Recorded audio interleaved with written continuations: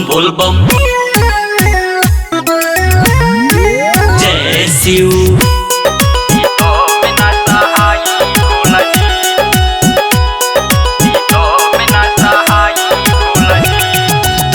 कहाला से मानत नहीं थी बतिया ए भोला जी तनी सुनी। कहाला से मानत नहीं थी बतिया दिले भूलियाई भोला जी। देखी पर्वत पर होता परेशानी सीतम न सहाई भोला जी। देखी पर्वत पर होता परेशानी सीतम न सहाई भोला जी।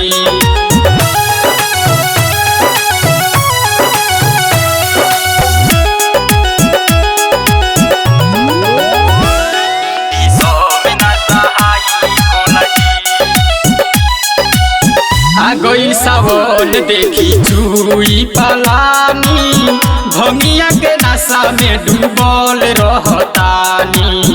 भंगिया के नशा में डूबल रहतानी।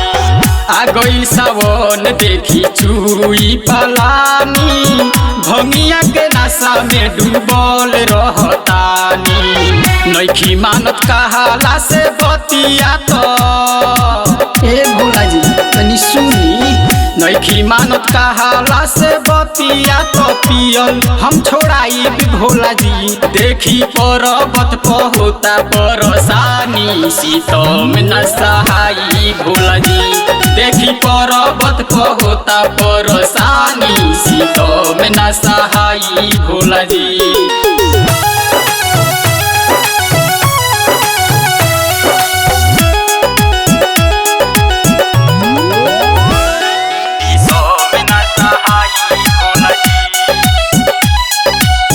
सुनी हम नई हर के हई सुकावारी मन करे रहती हम महलया टारी। मन करे रहती हम महलया टारी। सुनी हम नई हर के हई सुकावारी मन करे रहती हम महलया टारी।